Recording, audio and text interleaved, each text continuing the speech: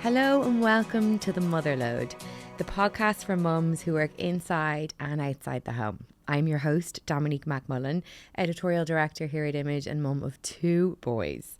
Each week, my guests and I are going to talk about the realities of modern motherhood and remind you that you are not alone on this crazy journey. Think of us as your new village because we are here to lighten the load. Today, I have the most incredible guest. Louise McSharry is a broadcaster, she's an author, a beauty guru, and she has a chart-topping podcast, Catch Up with Louise McSharry. She is also mum to Sam and Ted. She's also a bit of a legend. She's built a really thriving career in the media industry and in an industry that's not always kind to women, all while navigating the messy, wonderful, chaotic reality of motherhood.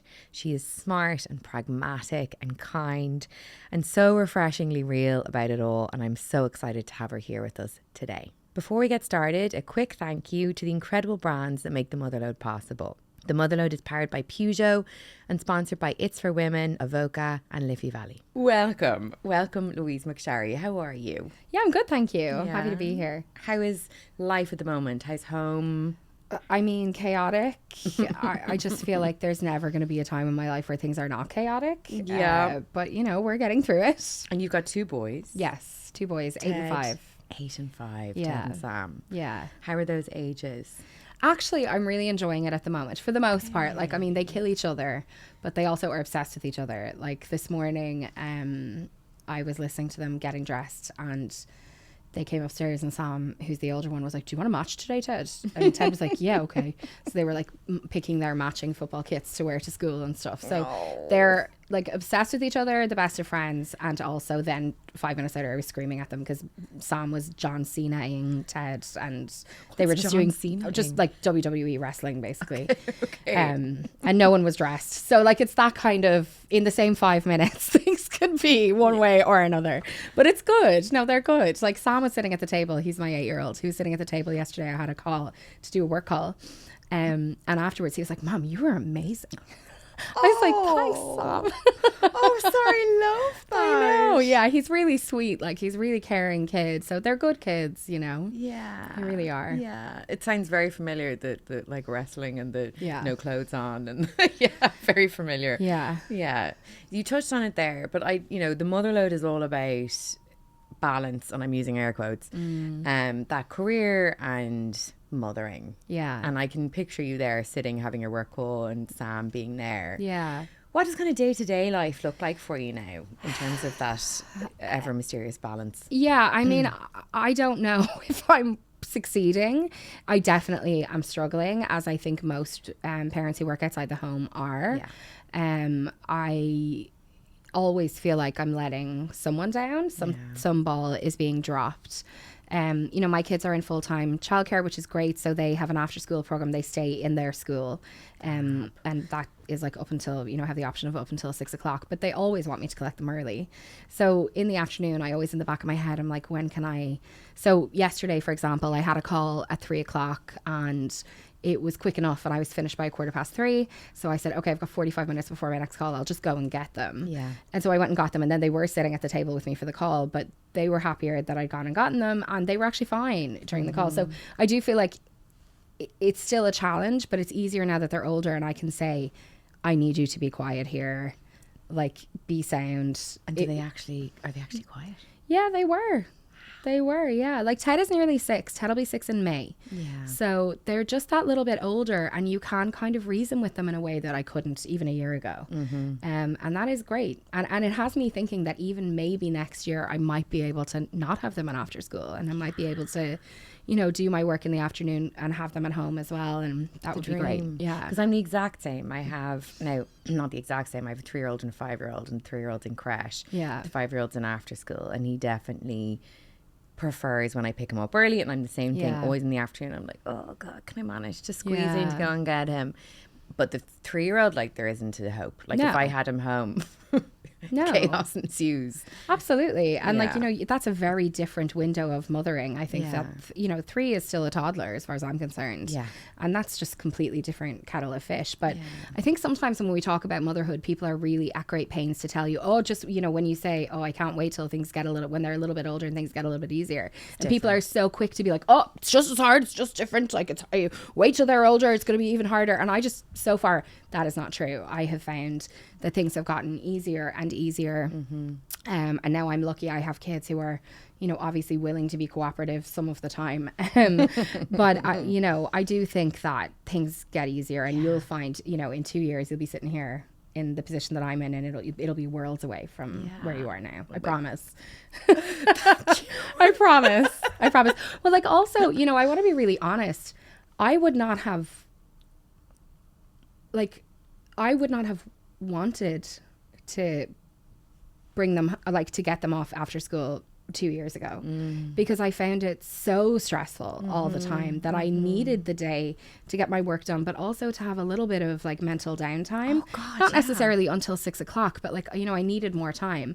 Now it's so much less stressful. Like, they're just more chill, especially my older son. My older son is, you know, he's always been a pretty high maintenance kid. Like, he needs a lot of entertainment. He is very, you know, he's never been someone who's been able to kind of occupy himself or play himself. That's just who he is. Yeah. So like during the pandemic when he was 3, it was a nightmare because he needed constant engagement. But, you know, as he gets older, he can do things himself. And, you know, I can say, go outside and play. And that's an option too, you know. So it's just a lot easier, a lot more balanced now. I can't tell you how, like, refreshing and nice and brilliant it is to hear a mum talk like that. Yeah. And to be, you know, to say that you don't necessarily want to be with them all the time. I think, I hear angels sing when you say that. I'm like, oh, thank you. Well, that's why I say it, because I think that that's the thing that we are afraid to say as mothers, that like we're not necessarily yearning for them constantly, and that's okay. Like, everyone's experience of motherhood is different. Every child is different. I don't know what your situation is. You can tell me, but I'll never know what it's like to be in your position as a mother, or what needs your children have, or what the atmosphere in your house is, you know, where there's tension, where the struggle is, where you just are feeling at the end of your tether. And so, you know, I think it's really important to be honest, so that women in particular don't place these kind of insane expectations on themselves when it's just not natural, because a lot of the time we're basing those expectations on what we see of someone else's experience, which again is probably not an accurate picture of what their reality is. A lot of what you're touching on here, I think, is also wrapped into mum guilt, that like very heavy phrase, which I find, I mean, like, I definitely suffer from mum guilt, but then I also, while it's happening, I'm like, is this just a social construct? Like, why do I feel like it's always my fault? That I'm always guilty, when actually it's the structures around me that are the problem. They should be feeling bad, not me. Did you ever suffer from mum guilt? Were you always like aware of that feeling? I mean, I definitely feel guilty sometimes, but it's usually because my children are making me feel guilty. Like, it wasn't an inherent thing that I felt always. And I honestly, it's not something as a concept that I immediately related to. Amazing. Because I just never felt like my children were suffering because I was maybe doing something else. Like, if my child is with someone who loves and cares about them, they're not suffering, you know? This idea that we should be full-time indentured servants, you know, as mothers, I just think is ridiculous. And I also think that my children, you know, I think my kid sitting there with me while I did my meeting yesterday, and my son seeing me in a meeting, I think that's really good for him. It's good for him to see, how do you act in a professional setting? Like, you know, what does mom do? Like, now I can understand a little bit more about her work. Like, I think them being exposed to me working and having an open dialogue about the fact that my work is not just something that I do to pay for our lives, even though that is part of it, and we do talk about that. It's also something that makes me feel good, that I enjoy, and when I feel good, I'm a better mom. And I think I have a very open conversation with my kids about that, and you know, I think that's really important. So sometimes I feel guilty because they will literally, if I'm leaving the house, some things are okay. Like, I'm doing an Irish class at the moment, and when I go to my Gaeilge on a Wednesday, they're like, that's fine, they've no issue with it. But if I'm going to see my friends, it's a different story. And then they will give me a really hard time about it. And sometimes I have to go, here, lads, who were you with all day today? And they'll be like, our friends. And I'm like, yeah, I get to see my friends sometimes too. But that doesn't mean that sometimes I don't feel a bit guilty, but that's because they're giving me a guilt trip. I don't believe in that inherent guilt. Yeah. And I don't think that our mothers had that. No. Like, I think that when I think about my childhood, my mom had no problem going out. They had no problem dragging me wherever it is that they needed to go. You know, a day out for us was like, maybe we were going to B&Q or something. Like, my children have such a hectic social schedule. Every weekend we're trying to do something special and create something for them that's, you know, it's all about them. That was not the way the previous generation was. And I'm not saying that the previous generation was better, but I'm just saying we've had this guilt as like a thing that every woman has, or every woman should have, kind of foisted upon us, when actually we are working so hard all the time, most of us, to give our children really rich and fulfilled lives, and I think most of the time succeeding. So why should we feel guilty? I think part of it has to do with the fact that we have so much information, like on how they will thrive or what they need, so much information, but none of the support. So of course you're going to feel guilty because you know what you should be doing, but you can't do it. But I think that none of the support thing is really important as well, because the other thing that we forget, I think sometimes when we talk about motherhood in this generation, is that when our mothers grew up, usually they grew up near their sisters, their aunts, their moms. They were usually younger, so their aunts and moms were younger. There was more of a network. I don't know about you, but on the road that I grew up in, all the moms were friends. They all looked out for each other. I was thrown across the road more times than I wasn't. And so that network, that support system, that village, for want of a better word, was really there. Whereas now, most of us can't afford to live near our parents or live in the communities that we grew up in. So you're starting brand new. Like, I felt so unbelievably, I have great neighbours, but I didn't know them when I had Sam. And I felt so isolated as a brand new mom with a newborn. My parents were on the other side of the city. Like, it was really tough. And I often think how different it would have been if I had an auntie around the corner, or, you know, a network of mothers in the neighborhood who I knew. I think we are living in a very different time. It breaks my heart, the thought of all of those mothers in their isolated little bubbles, especially when their partners go back to work, and then they're, you know, and the kind of fresh, excited newness of a baby is gone. I always think that's the hardest point, around 6 months. Well, I will never forget. Hard. Gordon went back to work. We spent a week in the rotunda because Sam had kind of a traumatic birth. So, and at that time... Sorry. Yeah, it was a shit show. And I only realised that like 3 years later. But so we spent a week in the rotunda, and then we came home. At that time, paternity leave had only just begun. Gordon was actually the first person in RT, because he worked in RT. He still works in RT. He was the first person in RT to claim it. But it was 2 weeks. So we had that week in the rotunda, super traumatic, came home, had 1 week at home, and then I'll never forget the day he left to go to work. And I was sitting there trying to feed, really struggling with my mental health, really struggling in general. And I'll never forget him walking out the door and feeling like, how is this real? Like, how is this okay? It didn't feel okay, and it wasn't okay. No, it wasn't. And things are better now. Obviously, men get more time, and, you know, or the other parent gets more time, but like, it's still not enough now, for the most part. I've got goosebumps listening to you. I had an awful birth as well with my first, and I was in a very similar position, and sitting at home being like, what? Like, and like, I think that had a really seriously detrimental impact on our relationship. I remember Gordon coming home, and, you know, he's coming home to me in a Fowler. Like, I remember days where I literally felt like I had not moved from the position that I'd been in when he left, and I'd just been trying to feed all day. Now I was obsessed with the feeding, and I should have given myself a break, and I just wouldn't, and that's a different thing. But like, him coming home to me just raging, you know, absolutely raging with him. And I remember one day he said to me, and I've told the story before, but I think it's a really good example. He said to me, you know, I'm not having a good time at work. Like, do you think I love going to work every day? And I was like, can you go to the toilet and take a shit if you need to on your own? And he was like, yeah. And I was like, well, I can't. Well, then you're having a better time than me. I can't do that. And I remember just feeling like covered in fluid at all time. I was wet in every possible way, and just being like, this is misery. And still thinking, you know, everyone else loves this. Everyone else this is a magical time for everyone else. Like, what's wrong with you? Why aren't you having a good time? And then when I had Ted, it was just an entirely different experience, because I was so much more confident. I was so much more settled in my own motherhood, and I just knew what I was doing. But that first time, oh my God, I'll never forget it. Never forget it. Yeah. Awful. Yeah, awful. It is. It's awful. It was awful. Yeah. Yeah. And I think that's a really, like, I think that is more often than not people's experience. Yeah. You know, covered in fluid and pissed off. Yeah. Yeah. Covered in fluid and pissed off. I remember just being like, I just want to be dry. Just for like 5 minutes. I if know. I could just be dry in some way. I know, somewhere in my body. It's coming from everywhere. I'm very dry these days, though. You'll be happy to know. Love it.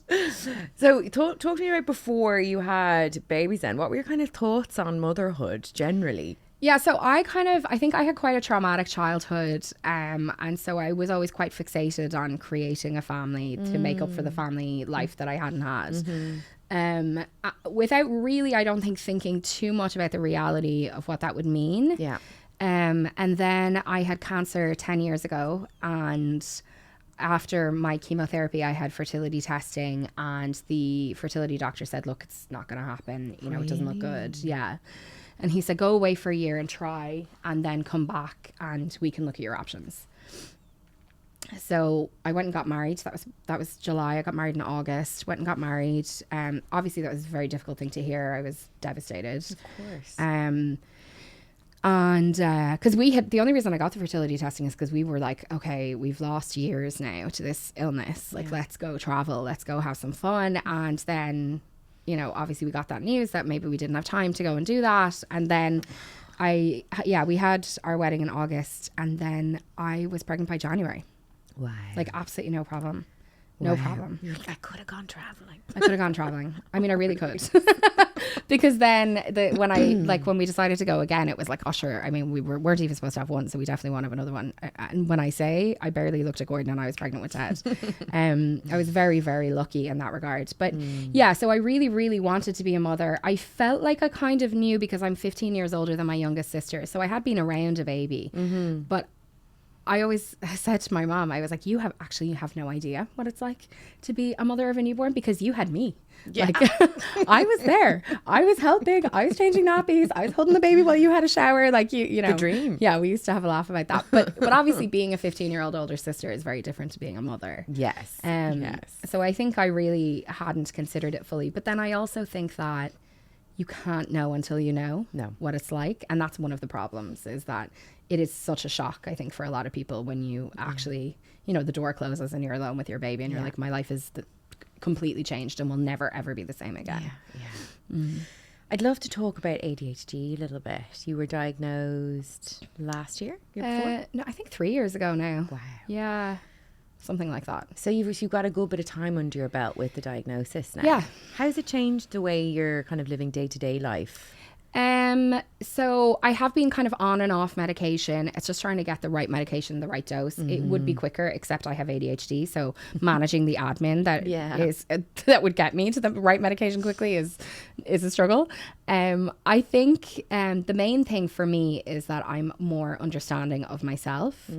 So rather than, I kind of think, for a long time I was trying to fit a square peg into a round hole. Yeah. And I was trying to do things the way that I perceived other people did them, and I couldn't understand why it wouldn't work for me. Yeah. So like for example, tidiness does not come naturally to me. And I would try and do like a big tidy, and then like I'll just keep it clean, and then that would never work for me. But that's because I now know that I need things to be visible to me. So like my clothes, you know, if I put them inside a closed wardrobe, I just forget they don't exist, basically. So my wardrobe doors are always going to be open. So maybe it's better if I have a wardrobe system that's just open. Yeah. And maybe it's better that I don't have things in drawers, because that just doesn't work for me. They just rot in there and I never use them. And then things are piling up. Or even things like really struggle sometimes with starting tasks. So set a timer. That helps me massively. I set a timer for myself for half an hour. And then usually once I've started, I'll want to do more than half an hour. But it's the getting started that's hard. So it's kind of like, I feel like I'm working with myself to try and find things that work for me. Yeah. Whereas before I was just felt like a failure all the time. That must be so liberating. Yeah, it is. It is. I mean, I'm still a mess. you know. I'm still me. And I will always be messy in lots of different ways. But I think as well, it's just, and I think whether you have ADHD or you don't have ADHD, if you can get yourself to a point where you just accept, look, I am who I am. Yeah. And I'm really good at this. Yeah. And I'm really not good at this. And that's okay. And just to try and find a way to do your best in the area that you're not great in, but just accept that you're not going to be good at everything. And, you know, try and remember that there are things that you're good at, so you don't get down so much on the things that you aren't succeeding at. You know, I will always be working on the tidy house. I just wish I had no belongings. It would be so much easier.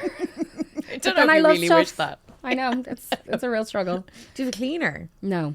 Well, that might help. So I don't have a cleaner because I had a cleaner, but then COVID happened. And then I felt like I needed to clean the house before I could get a cleaner back in. But at that stage, everything was so chaotic. It just felt like too big a job. And now it's been years. So that's the story of my life. I get it. Yeah. I do get it. Yeah.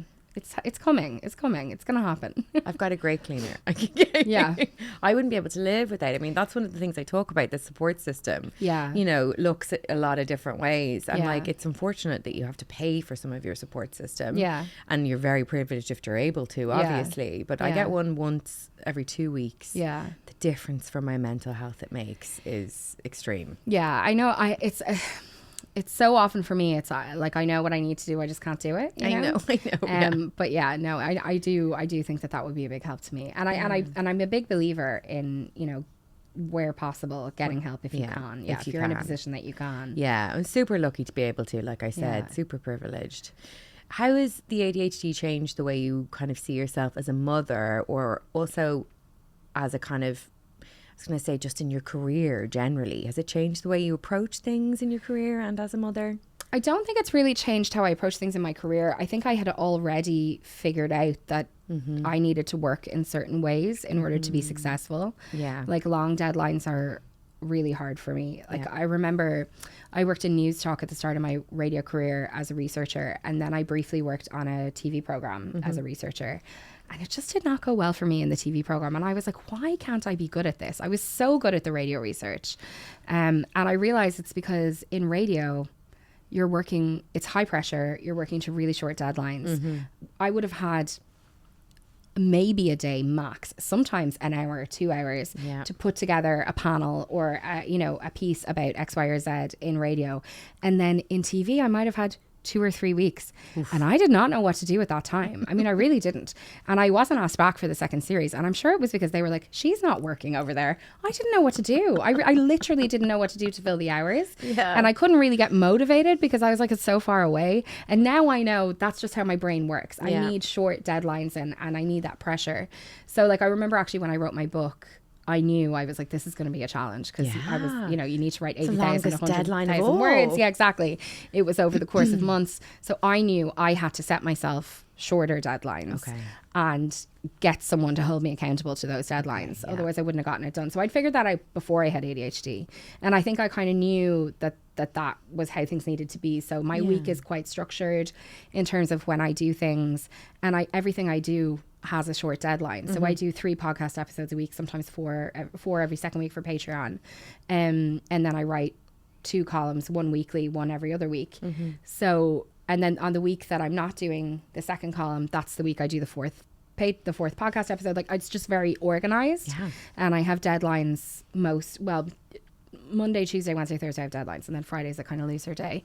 But I need that structure. I can't work any other way. I just won't be successful. And that's all linked to ADHD. But I was already like that, I think. In terms of being a parent, I think it just gives me a bit more patience with myself, you know, and a little bit more compassion with myself when maybe I lose my temper, or, you know, not that that's okay, but like, you know, to kind of forgive myself. You know, also it makes me more conscious of my children's behavior and kind of, you know, seeing how in the ways in which we're similar and the ways in which we're different. I have a really open dialogue with my kids. Like yesterday, I've had a rough couple of weeks. I'm sorry. And I said to Sam yesterday, I was like, I'm really sorry. I said, I feel like I have not been, or I've been pretty cranky the last couple of weeks. And I said, I'm just having kind of a hard time and I'm pretty stressed and it's not your fault. I said, but I'm sorry, I know I haven't been my cheeriest. And he was so kind about it. He was like, no, Mom, you are the best mom. Don't worry about it. Like, blah, blah, blah, blah, blah. But I think those kind of conversations are really important, because I want him to know it's not your fault that I've been cranky. I know I've been cranky. You're not crazy. Like, I have been. And it's temporary. It's not going to be like this forever. And if you're cranky sometimes, I want you to feel empowered to think about where is that crankiness coming from, and to maybe communicate it back with me, because I'm trying to create men who will be communicative and like emotionally intelligent. Yes. Because I've met plenty who are not along the way. You and me both. Yeah. And just to let them know that it's okay to have feelings. Yeah. That we're human. And Yeah. like actually the smart thing is in recognizing the feelings. Yeah, and it's okay to make mistakes, and Yeah. sometimes you will lose your temper, Yeah. but you have to take responsibility for your own actions. Yeah. And you can't blame it on other people. Like, Yeah. that's your stuff. Yeah.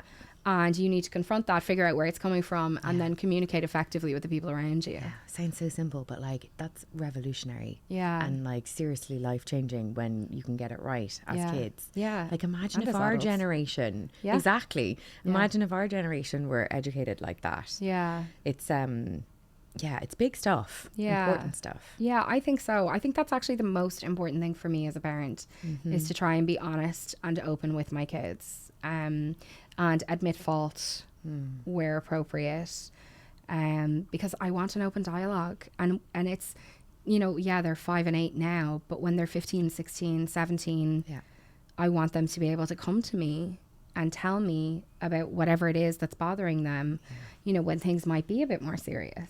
Yeah. You're a really great mum. I just get the God, vibes. I'm I like, don't know. I mean, I'm trying. I'm really trying. you're doing a good I'm good job. at the communication. There's lots of... As Ted was clambering over stuff in my room to get to me this morning to kiss me goodbye, I was like, oh no, this is bad. Your poor kid can't even get to you. So There's worse problems Yeah. than a load of mess. Yeah, yeah. Isn't there an expression like a messy home is a happy home? Something Well, like that. if that's true, then we're very happy. You've got it sorted. I'm making it sound like we live in an assessment. It's not that bad. I know Just you for do the not. record. I've seen images on Instagram. It's not that It's not bad. assessment. Okay, if you were Queen Louise for a day, we're living in a society, as we've talked about here, that isn't really set up to support mums who work outside of the home and inside of the home, because all mums work. If you were Queen Louise for a day and you could make some changes, whether they be like policies or just cultural expectations, what changes would you make? Okay, so first of all, men and women and non-binary people, parents, would each have the exact same amount of paternity, maternity leave, and they would have to take it. Yes. Because what I've learned from my research is that if you just give men the option of paternity leave, a lot of the time they don't take it. They don't take all of it. Like, they'll take some of it. I think the only way we'll be on equal footing in the workplace is if we're all taking that leave.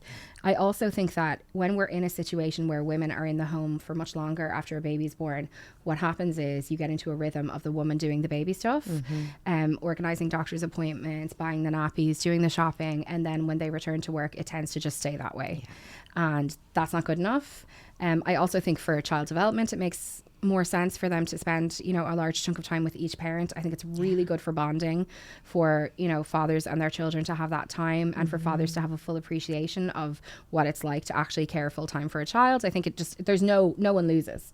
Like, I really think that everyone benefits from that. I also think that means that people will be treated equally when it comes to hiring practices. And I know obviously there's moves toward that in lots of different ways. So that's number one. Number two, I think there needs to be freely available, highly subsidized childcare. Like, for everyone. Amen. I think it should be entirely democratic. Everyone accesses the same thing. It shouldn't be that, private, public, blah, blah, blah. It should just be, there is a local place that all the kids go to, and, everyone starts at the same age, and it just stays that way. I know that they have that in some countries, and it seems to work really effectively. How highly subsidized do you mean now?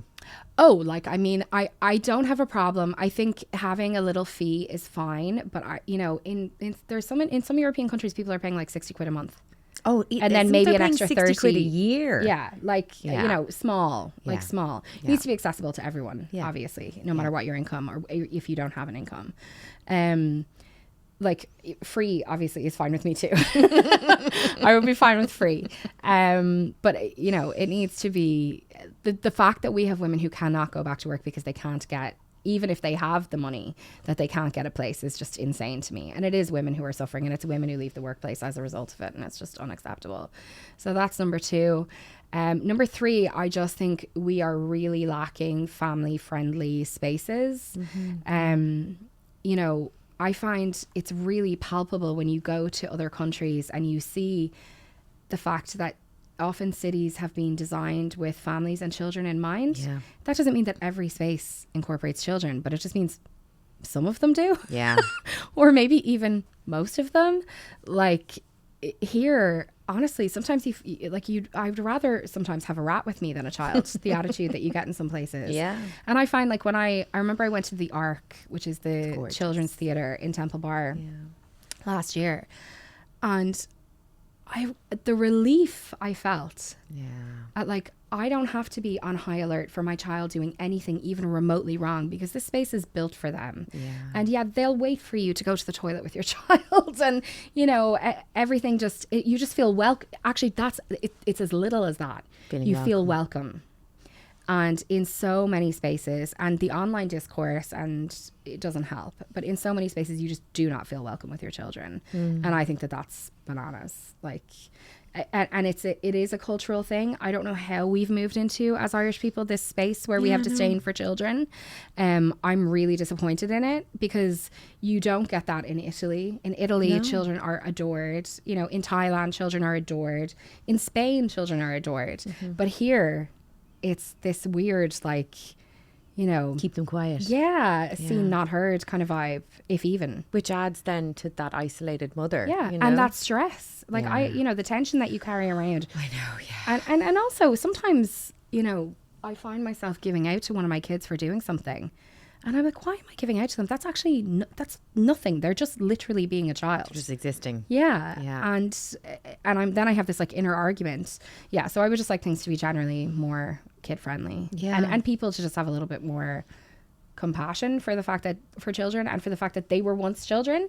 Like, it's crazy. It feels fairly obvious, doesn't it? Like, how have we gotten to this point when it's so, we were all children, you know? I really don't understand it. I was in Boston recently, and Boston is similar. It's so child friendly. There's these incredible playgrounds that are all part of nature, kind of trees and green spaces that are all designed for kids or with kids in mind. It's beautiful. And it really made me realise how Dublin is just the opposite. It's not just children. Dublin isn't very comfortable for anybody, to be honest, at the moment. But I really think it's all over Ireland. And you know, at a playground, which if you have a playground you're lucky, but like a playground and an indoor play centre should not be the only options. No, they shouldn't. You know, and that's not to say that there aren't places that are trying. Like the National Gallery has amazing programs for children. Like there are spaces, but they're few and far between. Do you know, I always think I'd love is just like a nice restaurant that welcomes kids but is also nice for adults, where you can have a nice glass of wine or a cup of coffee with a friend, and they can play and you're not worried about them. And like the surfaces aren't sticky. Do you know what I mean? It's nice. It's kind of like the restaurants in Centre Parks where they have the soft play in the corner, except no offense, Centre Parks, but better food and stuff. I recently Milano. We went for lunch in Milano. Yeah, Milano's food is good. And we went for lunch there on New Year's Eve with 2 other families, and they set it up before we got there with the children kind of on one end of the table and the adults on the other. Perfect. And I was like, this is what I'm talking about. This is just thinking about it. And when we got there, they said, we set it up this way so that you guys could have your, and we were like, yes, perfect, amazing. Thank you. So that's my current tip would be, I can't think of, you know, there's not that many others where you feel like people are thinking about you in that way. Sad state of affairs. So the 3 things, if we go back, that you change. Paternity and maternity leave being equal. And then the second one, just free, easy access to childcare, or inexpensive access to childcare. And then public spaces. It would be a whole different world for all of us. Let's get there. Let's do it, please. Louise. It just seems, I just feel like though, like I've been saying this now for 8 years, And I know there's so many other parents who are saying the exact same thing, and we just never get there. And part of the reason I think that we don't get there is, I mean, first of all, obviously there's a lack of representation for women in politics. I do think that that's part of it. I think a lot of the men who are in politics are supported by incredible women who do, you know, most of the home stuff. So they don't really fully understand the struggles or the reality of things. But I think as well, by the time you get to the other side You're of so these tired. problems, you're so tired and you don't want to talk about it anymore. Yeah. So I can understand why it's not happening, but it's very frustrating. Yeah. I wish the men in power would start caring a little bit or listening a little bit more. We're going to make them listen. Yeah, I hope so. As a mum, the reality is you spend a lot of time in the car. And whether you're juggling work, home, or both simultaneously, you need a car that just makes life easier. The other Image mums and I recently test drove the Peugeot 3008 and the 5008, and honestly, we were genuinely impressed. They're spacious, big enough for car seats, school bags, sports gear, with clever storage and really innovative tech. Plus, they just feel great to drive. The 3008 SUV is a perfect mix of style and practicality, while the 5008 has the extra space and 7 seats if you need them. Whether you've got babies, toddlers, or teens, Peugeot has thought of everything. When life is non-stop, you need a car that keeps up, and honestly, Peugeot just gets it. Talking about men, so we're currently obviously living in a bit of a scary time when it comes to gender roles and specifically masculinity, where somehow the definition is becoming more narrow rather than wider. And you and I are both raising boys. How are you raising boys that you kind of are looking at that world and raising boys that you know are going to have heart and be able to feel comfortable in whoever they are and not feel they have to fall into that defined masculine role? Yeah. I mean, honestly, I think it comes back to that kind of open dialogue. And I'm quite conscious of it, I would say, all the time of those things. You know, I think that I have been teaching my boys about consent from the day they were born, basically. By that I mean, you know, if you want to hug your brother, but your brother doesn't want to be hugged, you have to listen to him because it's his body and he's in charge of his body. You don't get to do things just because you want to. Or never making them kiss an adult or hug an adult if they don't want to. Me, if they ask me to stop, I will stop. Like listening to science, I think that's a really good way to teach kids about consent without having a consent conversation. You're just making it clear that you don't have a right to touch anyone else without their permission, and nobody has a right to touch you without your permission. And that is just the rules of the world. So that is something that I am very kind of firm on and always have been. Also, you know, obviously as things get older, it's trickier. So like Sam's really into Eminem at the moment. So we're listening to Eminem the other day in the car and there's some choice lyrics about women. And so I was like, you know, Sam, some of this language is kind of upsetting, and the way that he talks about women sometimes in his songs is upsetting. I said, and actually in hip hop in general, because we've been talking about hip hop, I said in hip hop in general, a lot of the kind of way that they talk about women is kind of gross. I said, and I was kind of talking about objectification and explaining to him what objectification was. And, you know, I said, sometimes people do things in music that they wouldn't do in real life and that would not be ever appropriate in real life. And when you're listening, you need to listen with a critical ear. So that's a huge part of it as well. You know, when you tell me something that you've learned from a YouTube video that you watched, how do we know if that's true? Is that true? Who's telling you? Where's he coming from? Like all of those kind of critical ear, critical eye stuff is really important. And I think with the way media is going and with AI and with, you know, everything for the next 10, 20 years, a critical eye will be so important. It's an amazing thing to be gifting But him. also just general empathy and compassion is something that we work on all the time. How would you feel if someone did that to you? How would you feel if someone spoke about you like that? Like, I think one of the things that I'm proudest about with Sam is that he is caring. That's the feedback we get all the time about Sam. And I was really impressed by him because there was a kid who was giving him a bit of a he was giving him like a little bit of a hard time. And we knew this kid's sibling, and Sam himself said, I think maybe the reason he's doing this is because his sibling is being mean to him, because we had trouble with the sibling previously. And I said, I think that's probably what's going on. And I was like, and that's not okay, but it's good for us to understand where it's coming from. And I was so blown away that he had figured that out. So I guess it's just about trying to encourage his emotional intelligence, their emotional intelligence, trying to get them to be considerate of other people in general, not just women, you know, everyone.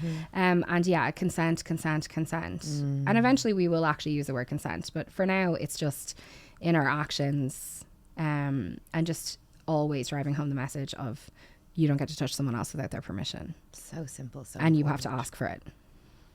Powerful stuff, like so simple but so important. Well, I've just, you know, Dominique, I have written about this stuff. I talk about it every single week on my podcast. Like, if there's one thing that I'm passionate about in this world, it's about trying to improve things for women. And it would break my heart if I had raised a child, a man, who was going to be hurtful to women. Like, that would kill me.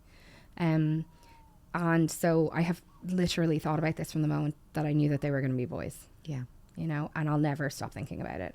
And I know that there are some mothers who don't feel that way, and in fact who take issue with that and feel like, why is it my son's? My son hasn't done anything. I've had this conversation. My son hasn't done anything. And it's like, it's not to your son's detriment to teach him to be kinder and more considerate of other people. Yeah. Your son will not suffer in any way from that. Obviously, it's awful that we have to think about these things, but we do. Yeah. We do. And honestly, if I was raising a girl, I would also be teaching her to be compassionate and caring and considerate of other people's space. Of course. You know, it just has a different kind of element, I think, when it is that you're raising boys. It's feminist values. Yeah. You know, and it's the conversation about men's role in feminism, I think, is one that actually we've stopped talking about enough. I think, you know, a few years ago we were talking about it a lot more. But it's so important. And I think, you know, those feminist values of understanding, of empathy, of kindness, of compassion is what we need to raise our boys with. Yeah. Now more than ever. Yeah. And also, I think that's really good for them. Yeah. Like, I think, you know, if we look back a generation or two, I don't think it was good for boys to be raised to think that they couldn't cry or they couldn't emote. Of course not. Or, you know, we know that wasn't good for them because, I mean, we are where we are. Yeah. So everyone benefits. Everyone does. When people are more empathetic and emotionally intelligent. Yeah. Everyone wins. Yeah, because they get to feel their feelings. Yeah. They get to, you know, not bury things down. They get to spend more time with their kids to be able to, you know, emote. And but also, if they ever found themselves in a situation where someone was pushing things too far with them, they would know that they have permission to say no too. Yeah. Because the reality is, bad things do happen to men. Bad things happen to kids. Yeah. You know, and teaching them about consent is also beneficial in that regard. You know, I know that my children know that it would never be okay for someone to touch them. Yeah. Because we've had that conversation a million times. Yeah. And it's, when you think about it, I think sometimes it can feel like a very big conversation, but if you're dropping it in all the time and a little, it's not a big deal. Yeah.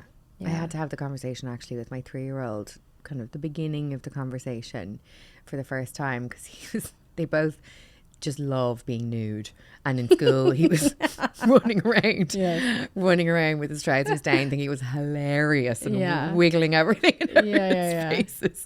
And it's just the beginning of that, being like, you know, that's your space, and other people might not want to look at that. Yeah, exactly. Or, I don't mind if you touch your penis. You can touch your penis all you want. Go up to your room. Yes, go into the toilet. Other people don't need to see you touching your penis. Other people might not want to see it. But it's your penis. Do what you want with it. That's a conversation we've had many times. Yeah. I never thought I'd live a life where I talked about penises. Oh my God, so much. So much. Yeah.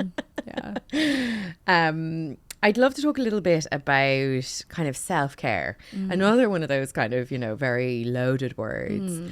I wonder how, with kind of the busyness of your life, again, like the really successful media career, the public persona, the kids, there's a lot going on. Yeah. How do you kind of protect your energy? Not always well. Sometimes I definitely feel worn out, like, I mean, fully worn out.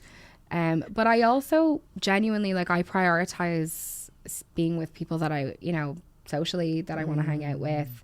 I have given myself permission to say no to events that I just know I don't have it in me to go to. I think saying no is actually quite a powerful thing. Saying, actually can't take that on board right now. I think, but I think, you know, sometimes I feel like mothers need to be given permission to still have a social life. And actually, it's crucial. Like, it's so crucial, I think, that you still do the things that you love and find the space to still be you, the person. And that can feel so impossible in the early days. But as it goes on, it does get easier.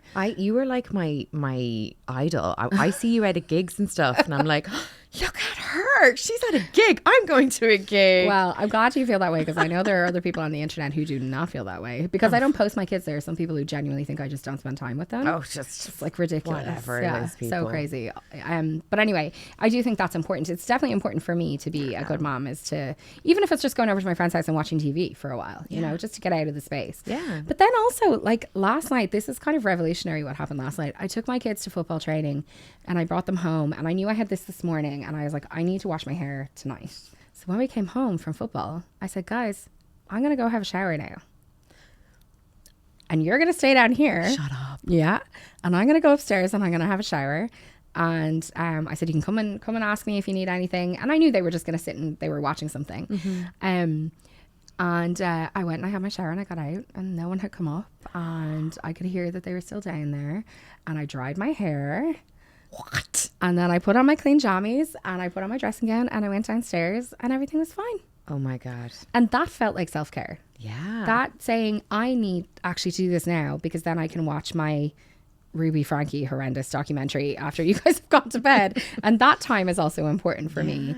So yeah, I guess it's just squeezing in you're prioritizing yourself sometimes. Louise, congratulations on having your first Honestly, shower.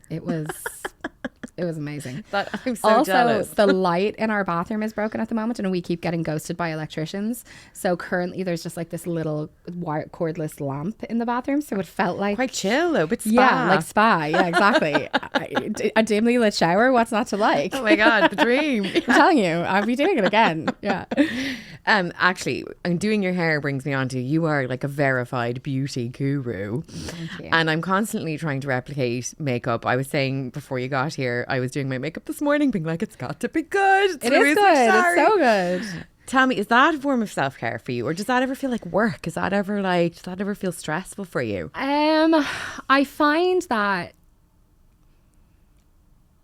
more and more it feels like stress these days. Yeah.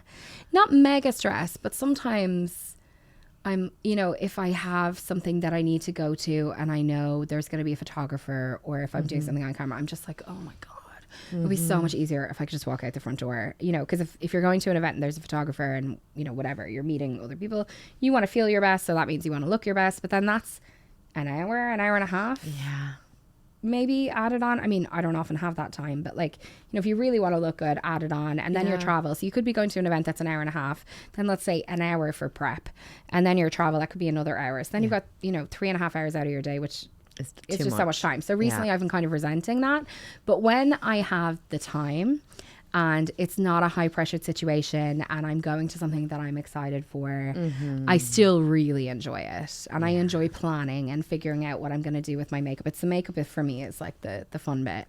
And I still get excited about products and, you know, because I write a beauty column, like I would get sent a good bit, but I still buy makeup all the time because so have a love for it. Oh, I love it. Yeah, I really do. You're one of the few people that still gets me excited for makeup. Oh, like thank you. I see your eye makeup looks and I'm like, oh, I want it. I'm going to take out the eyeshadow palette and try again, you know? But see, the thing is, I've really simplified what I do now. Like I do a lot less now than I used to because I just don't have the time. So it's about trying to find the tricks, I think, and the products that can make it look like you've done a lot more than you have. Yeah. You know? Yeah, which is what quickly. It's all about. Yeah, and still be really happy and comfortable. And Yeah. What's one thing now that you hope your kids take away watching you kind of navigate life? I mean, I really just hope, I'm sometimes maybe dangerously empathetic, and I can get myself into trouble with that sometimes. But I also really hope that they are like that. Yeah. Like, I think that if you can be like, when I drop them off at school every day, I say, tell the truth. I used to say, tell the truth, be kind. But now I say, tell the truth, and they say, be kind. And then I say, take care of each other. And like those, I feel like if they can just tell the truth, be kind, and take care of each other, I will be so happy. Like, I feel like that you cannot fail as a person if you follow those rules. Yeah, I agree.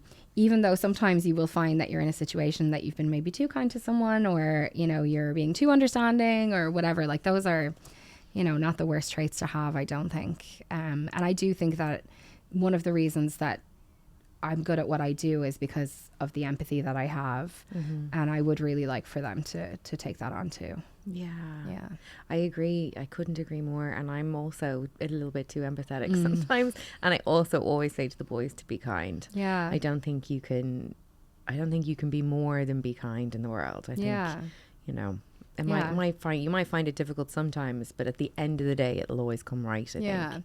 And I mean, that can be hard for them because, you know, sometimes you meet people who are not kind. Yeah. And if you are raised in kindness and, you know, you're generally surrounded by it, when you come up against someone who's not. It's shocking. Yeah. And we've had a little bit of that this year with Ted, my younger son. But then it becomes about, be kind, but also stand up for yourself. And that's where we are now, which is an interesting conversation. Yeah, there's a funny line there somewhere, isn't there? Yeah, it is, because I'm all nicey, but then also my policy with the kids is if someone's doing something to you, ATM is the acronym we use. What's that? Ask them to stop, tell an adult, and then if neither of those things work, then make them stop. Make them stop. Yeah. How do you make them stop? Well, I mean, you know, if they're pushing you and they keep pushing you and you say, stop pushing me, and then you tell an adult, this kid keeps pushing me, then push them back. Amen. Like, I'm all for kindness and empathy, and I've said it over and over again, but equally, you can't let yourself be walked over in this world, and you can't live in a situation where someone is continuing to be abusive to you, you know? 100%. But that's the fine balance, and that's what I'm trying to ride at the moment. Yeah, because I wish I had been more able to stand up for myself in lots of situations throughout my life. So I don't want my kids to be kind at the cost of being able to defend themselves or stand up for themselves when it's important. I go into kind of tiger mum when anything gets a little bit, you know, I'm like, let me have them.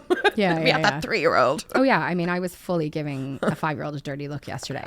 Like, I was. He didn't see me, and if he turned around, I would have stopped. You would have smiled. But I was getting something out of giving this kid a dirty look. Because he deserves it. Yeah, he does. Stupid 5-year-old.